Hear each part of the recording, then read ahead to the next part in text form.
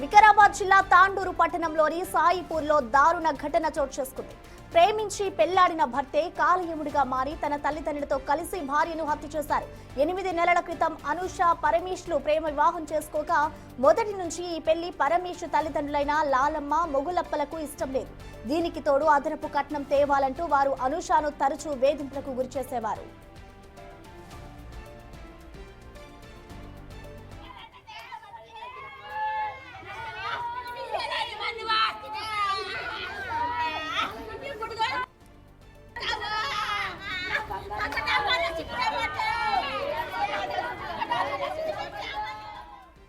ఈ క్రమంలోనే ఇంట్లో జరిగిన గొడవలో భర్తతో పాటు అత్తమామలు కలిసి అనూషపై దాడి చేశారు.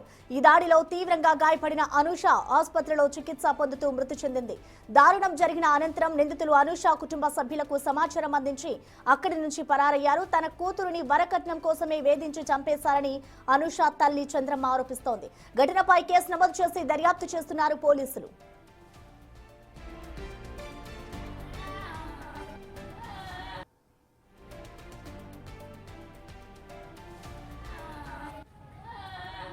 వికారాబాద్ జిల్లా తాండూరు పట్టణంలోని సాయిపూర్లో దారుణ ఘటన చోటు చేసుకుంది. ప్రేమించి పెళ్లాడిన భర్తే కాలయముడిగా మారారు. ఇటు వాళ్ళ కుటుంబ సభ్యులతో కలిసి పరమేష్ అనూష ఇద్దరు కలిసి 8 నెలల క్రితం ప్రేమించి పెళ్లి చేసుకున్నారు. అనంతరం ఇంట్లో ఇష్టం లేకపోవడంతో పరమేష్ కూడా తల్లిదండ్రులతో కుమ్మక్క ఇటు అనూషను దారుణంగా హత్య చేశారు. హత్య చేసిన అనంతరం ఈ ఘటనకి సంబంధించి తల్లిదండ్రులకైతే సమాచారం ఇచ్చి వారందరూ కూడా ఇంట్లోంచి పరారైపోయారు.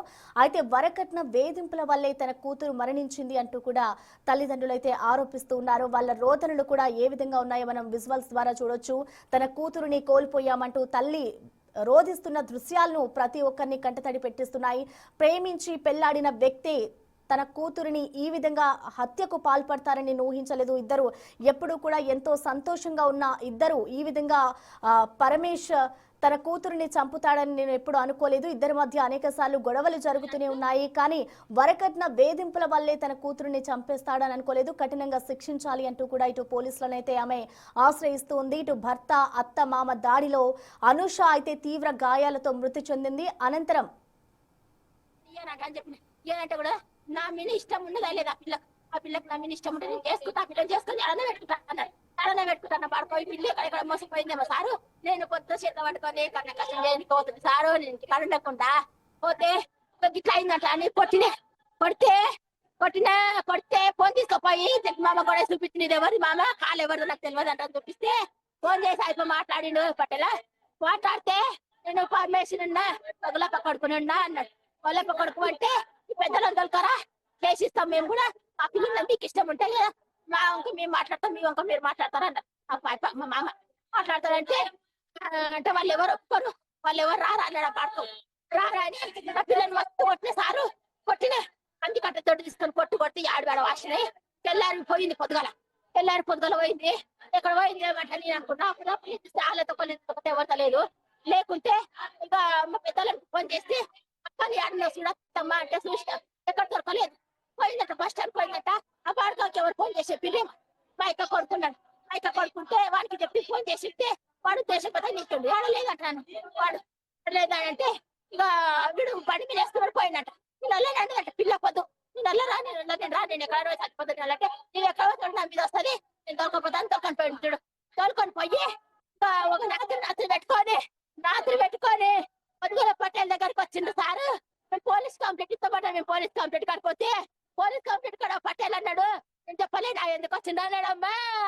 నేను చెప్పలేనే అన్నాడమ్మా అని పోలీస్ కంప్లైంట్ చేయకుండా హోటల్ దగ్గర పెట్టుకొని హోటలు అని మాట్లాడి మంచిగా చేద్దాం చంద్రమ్మ నీ బిడ్డ మన్నిటికి కదా అన్నాడు. అబ్బా హోటల్ అన్నాడు. అబ్బా అంటే తెలిసింది చనిపోయింది అయితే పెళ్లి చేసుకున్నారు సారు. పెళ్లి చేసుకునే అందరూ ఒప్పించే పట్టలు ఒప్పించినాక వాళ్ళు మమ్మల్ని పిలిపించిన పద్దెలను పిలిపించపోయినాము. అంటే మాకు ఇష్టమే లేకుండా అని ఇక వాళ్ళు ఇష్టపడ్డారు కదా చేద్దాం అంటాను. సరే అని చేసింది. నువ్వు ఎంత లేదంటే నా చేత కాదు మమ్మల్ని ఏం లేదు అన్నాను. అంటే వేరే వాళ్ళు ఎట్లా ఉండేటోళ్ళు అనుషతో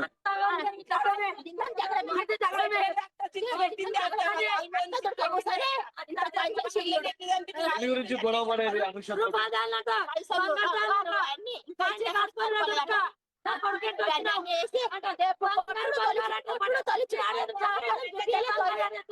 ఎప్పుడు కాంటాక్ట్ ఇల్లేరా మీరు సంచారం చేపిస్తే మామ చెప్పారు అట్లంటే సంచారం చెప్పింది పటేల్ అని మొన్న కొట్టిండు మళ్ళా ఎన్నిసార్లు కొట్టిండు తోలిచ్చి నేను డాగాను తొలకపోలే బాడకవు తొలుకొని పోయి ఎంత గిచ్చ పెట్టిండో ఏమప్ప సారు చిన్న జగడమే పెట్టుకొని చేనికి దొరకపోయి చేని కాడికి దొరకపోయి కూడా తుడక చేతులు కొట్టారటప్ప వాడకవాడు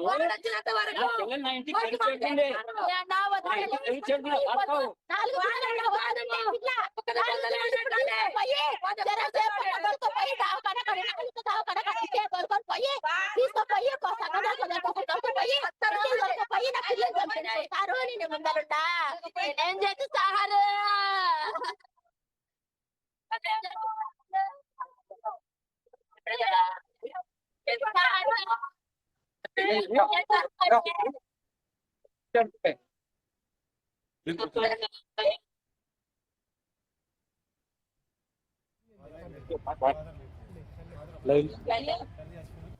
ఏం జరిగింది చెప్పండి చెప్పండి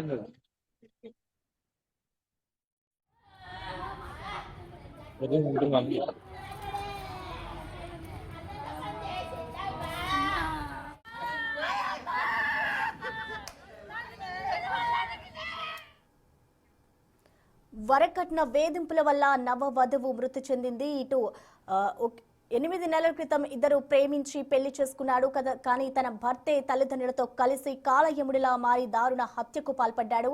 8 నెలల క్రితం పరమేశ్ అలాగే అనూష ఇద్దరు కూడా ప్రేమ వివాహం చేసుకున్నారు. వివాహం చేసుకున్న అనంతరం కూడా అనూషని ఇంట్లో టార్చర్ చేయడం మొదలుపెట్టారు. అయితే ఇటు వీరిద్దరు ప్రేమించుకొని పెళ్లి చేసుకోవడం పరమేశ్ తల్లిదండ్రులకి ఇష్టం లేదు. ఇష్టం లేకనే ఇటు అనూషని అనేక సార్లు తరచూ గొడవలు పడుతూ ఉండేది అనుషతో. సో వాళ్ళతో కలిసి ఇప్పుడు పరమేశ్ కూడా ఈ దారుణానికి పాల్పడ్డాడు అంటూ కూడా అనుష తల్లిదండ్రులు ఆరోపిస్తూ ఉన్నారు. ఇటు తల్లిదండ్రులు కలిసి భార్యని హత్య చేశారు అంటూ కూడా వాళ్ళు ఆరోపిస్తూ ఉన్నారు. ఇటు అనుషను అనేక సార్లు ఇంట్లో గొడవలు పడుతుండేవారు. వరకట్నం తేవాలి, ఇంట్లోంచి అధిక మొత్తంలో డబ్బులు తీసుకొని రావాలి అంటూ ఇటు అనుషని వేధించేవారు అంటూ వాళ్ళ తల్లిదండ్రులు ఆరోపిస్తున్నారు. ఈ ఘటనపై అయితే పోలీసులు కేసు నమోదు చేసుకుని దర్యాప్తు చేస్తూ ఉన్నారు. ఇటు ఎన్నో కలలతో తన ప్రాణంగా ప్రేమించిన వ్యక్తితో నూరేళ్లు కలిసుంటానని అడుగుపెట్టిన ఆ ఇంటి మహాలక్ష్మి కేవలం 8 నెలలకే శవమై బయటకొచ్చింది. ఈ ఘటనంతా వికారాబాద్ జిల్లా తాండూరు పట్టణంలోని సాయిపూర్లో జరిగింది. ఈ దారుణ ఘటన నాగరిక సమాజం తలదించుకునేలా చేస్తుందని చెప్పుకోవాలి.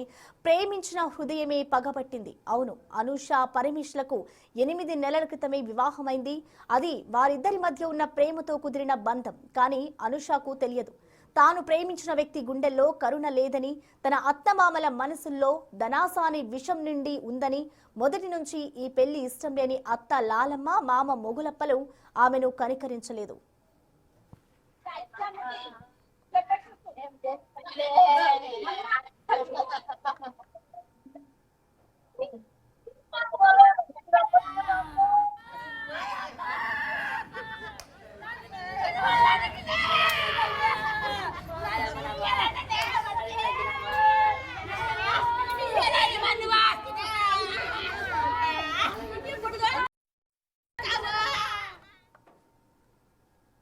అదనపు కట్నం తేవాలంటూ ప్రతిరోజు ఆ ఇంటి గోడలు అనూష ఆక్రందనలను వింటూనే ఉన్నాయి. కట్టుకున్న భర్తే అండగా ఉంటాడని భావించిన అనూషకు ఆ పరమేశే కాలయముడిగా మారాడు. కనికరం లేకుండా భర్త, అత్తమామలు కలిసి ఆమెపై దాడి చేస్తుంటే ఆమె ఎంతలా విలవిల్లాడి ఉంటుందో ఊహిస్తేనే ఒళ్ళు గగ్గురు పడుస్తోంది. తీవ్ర గాయాలతో ఆసుపత్రిలో కొట్టుమిట్టాడుతూ తన ప్రాణాన్ని నిలుపుకోవాలని ఆమె చేసిన పోరాటం చివరికి ఓడిపోయింది.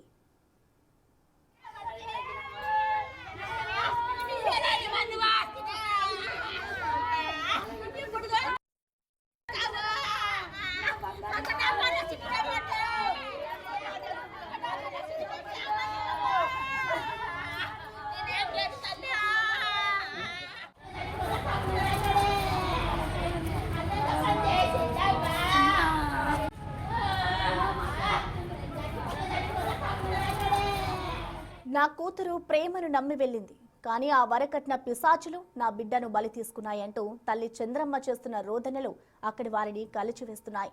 దారుణం చేశాక సమాచారం ఇచ్చి మరీ పారిపోయిన ఆ ముగ్గురిలో ఏమాత్రం పాశ్చాత్తాపం లేకపోవడం వారి క్రూరత్వానికి నిదర్శనం.